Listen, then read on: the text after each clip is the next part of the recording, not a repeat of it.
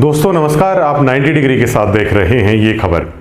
योगेश सिलानी, जिसका मुद्दा अब जो मामला है उनका कि उनको पार्टी ने ज्वाइन करवाया है या नहीं करवाया है, ये बहुत बड़ा मुद्दा है, वो बनता जा रहा है। देखिए, आम तौर पर अगर आज तक आपने देखा है किसी को पार्टी में शामिल होते हुए, तो उसका प्रोटोकॉल आमतौर पर यही होता है कि जो पार्टी के प्रदेश अध्यक्ष होते हैं, अगर वो किसी को पटका पहनाते हैं और उस कार्यक्रम के बाद विधिवत रूप से मीडिया वहाँ पर मौजूद रहती है और जानकारी दी जाती है किन किन लोगों को है पार्टी में शामिल कर लिया गया। तो आधिकारिक तौर पर इसे ही कहा जाता है कि किसी भी व्यक्ति की राजनीति में दोबारा से है वो घर वापसी या ज्वाइनिंग है वो हो गई है। पंचकुला में एक प्रोग्राम हुआ था जिसमें लगातार दूसरी बार से पार्षद हैं, हालांकि अब की बार योगेश चाहर हैं, उनकी धर्मपत्नी वो पार्षद हैं। और पंचकुला में मुख्यमंत्री नायब सिंह सैनी, प्रदेश अध्यक्ष मोहन लाल बड़ोली के नेतृत्व में योगेश सिलानी को बाकायदा पटका पहनाकर है वो शामिल किया गया। लेकिन उसके बाद क्या होता है, सिलसिलेवार तरीके से आप इसे समझिए। तुरंत अगले दिन ही जो जज्जर भाजपा कार्यालय है उसमें से एक बयान जारी किया जाता है कि योगेश चाहर सिलानी को भाजपा में शामिल है वो नहीं किया गया है। इसके बाद बहुत हैरानी होती है कि क्या किसी पार्टी के प्रदेश अध्यक्ष या मुख्यमंत्री की इतनी भी हैसियत नहीं है कि वो किसी को अगर शामिल करवाते हैं तो उसके बाद भी केवल कुछ ही घंटों के बाद है उस फैसले पर भाजपा के अंदर ही है वो विवाद उपज जाता है। अब देखिए, ये किसी से छुपा नहीं है। पूर्व कृषि मंत्री ओम प्रकाश धनखड़ और योगेश चाहर सिलानी दोनों के बीच बेशक से सार्वजनिक तौर पर कभी स्वीकार ना करें, लेकिन कभी एक दूसरे को बहुत सपोर्ट किया करते थे, लेकिन आज एक दूसरे के धुर विरोधी हैं। देखिए, राजनीतिक कद की अगर बात करें तो जाहिर तौर पर ओम प्रकाश धनखड़ और योगेश चाहर के बीच में अगर कद को लेकर आप कंपैरिजन करेंगे तो शायद उसकी कोई तुलना नहीं हो सकती। लेकिन ये चर्चा जरूर है कि कभी दोनों एक विचारधारा में एक साथ काम करने वाले, और आज इस तरह की तलखियां दोनों के बीच में है, ये बहुत चर्चा का विषय है। ये दूसरी बार योगेश के साथ ऐसा हुआ है, लेकिन अब जबकि जज्जर बीजेपी की तरफ से ये स्पष्ट कर दिया गया था कि उन्हें पार्टी में शामिल है वो नहीं किया गया है, उनके पास कोई आधिकारिक जानकारी है नहीं है। शायद हमें ऐसा लगता है कि जज्जर भाजपा या तो उन तस्वीरों को नहीं देखती या डिजिटलाइजेशन के इस दौर में बहुत खामियां हैं जज्जर कार्यालय के अंदर, इस तरह उन्होंने ये बयान दिए हैं। अब ये जब विवाद उपजा तो जाहिर तौर पर योगेश ने अपने फेसबुक पेज पर कुछ पोस्ट किए हैं। हालांकि मीडिया बाइट्स या कोई इंटरव्यू है अभी तक उन्होंने नहीं दिया है, अभी शायद वो बाहर हैं और हम लगातार कोशिश कर रहे हैं कि जब भी योगेश है यहाँ पर आते हैं तो उनका एक इंटरव्यू है इस मुद्दे पर लिया जाएगा।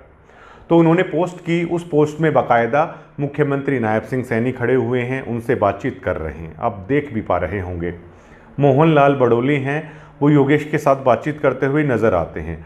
पूरा प्रोग्राम जितने भी लोगों को शामिल किया गया था विधिवत रूप से समाप्त होता है और एक फ़ोटो प्रेस के लिए है खिंचवाया जाता है और प्रेस को बताया भी जाता है कि इन लोगों को शामिल है वो कर लिया गया है। लेकिन उसके बाद जो हुआ आप लोगों के सामने है। आज फिर से जब जज्जर भाजपा ने ये कह दिया कि किसी योगेश चाहर सिलानी को शामिल नहीं किया गया है, वो पार्टी से निष्कासित हैं, उसके बाद योगेश ने इस बात की पुख्ता तस्दीक के लिए कि विधिवत रूप से वो आज भी भाजपा के अंदर ही हैं और उनकी जो ज्वाइनिंग है वो हो चुकी है। उन्होंने अपने फेसबुक पर एक फ़ोटो अपलोड की है जिसमें वो प्रदेश अध्यक्ष मोहन लाल बड़ोली का बर्फियों के साथ में, शायद वो उस डिब्बे में बर्फ़ी ही लेकर गए हैं और क्वालिटी भी जाहिर तौर पर अगर प्रदेश अध्यक्ष के पास जा रहे हैं तो योगेश ने इस बात का पुख्ता ख्याल रखा होगा कि जो बर्फ़ी हैं वो अच्छी ले जाई जाएँ और मोहन लाल बड़ोली का मुँह मीठा है वो करवा रहे हैं।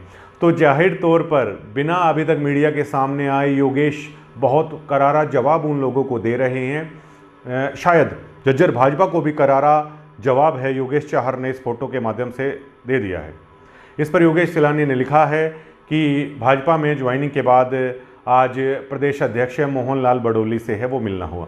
ये फ़ोटो अपने आप में बहुत कुछ कह रही है, लेकिन अब आप ये देखिए इसके पीछे की अगर असली हकीकत है तो ये एक ऐसा सिनेरियो बनता हुआ नज़र आ रहा है। इसमें बात अकेले केवल योगेश की नहीं है। अभी तक बातें चलती थी कि बीजेपी के अंदर ओम प्रकाश धनखड़ एक पैरेलल ओहदा रखते हैं, पैरेलल ताकत रखते हैं, और दूसरी तरफ मनोहर लाल खट्टर जो ग्रुप है वो अपना एक अलग से वर्चस्व है वो रखता है और इन दोनों के बीच में बहुत ज़्यादा सियासी खींचतान है। अब योगेश चाहर का जो प्रकरण हुआ है उससे इस समीकरण को आपको समझने में बड़ी आसानी होगी। अब जब जर्जर भाजपा कह रही है, जर्जर भाजपा मतलब आप आसानी से अंदाजा लगा सकते हैं कि ओम प्रकाश धनखड़ के स्पोक्समैन आप उन्हें कह सकते हैं, वो कह रहे हैं कि ज्वाइनिंग नहीं हुई है।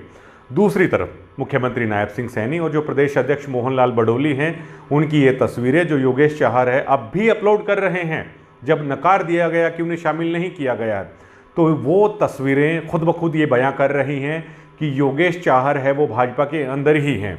अब योगेश भाजपा के अंदर हैं, योगेश भाजपा के बाहर हैं, इतना तो ये पार्टी है वो स्पष्ट करे। लेकिन इतना ज़रूर है कि योगेश चाहर नायब सिंह सैनी के दिल में है, योगेश चाहर मनोहर जो बडोली हैं उनके प्रदेश अध्यक्ष हैं उनके खेमे में है। और हर किसी चीज़ को जोड़कर देखें तो योगेश चाहर जो पूर्व मुख्यमंत्री थे मनोहर लाल खट्टर हैं, वो उनके खेमे में तो कम से कम जरूर शामिल हैं, वो आज भी शामिल हैं। तो ये उन दो राजनीतिक जो ताकतें हैं उनके बीच का सियासी टकराव है जो ये देखने को मिल रहा है योगेश सिलानी के वर्चस्व में। हालांकि ये आने वाला वक्त ही बताएगा इसमें जीत ओम प्रकाश धनखड़ की होती है इसी मामले में, या इसमें जीत मनोहर लाल खट्टर की होती है, क्योंकि जो ये लड़ाई है आखिरकार ये उन्हीं दोनों बड़ी ताकतों के बीच में।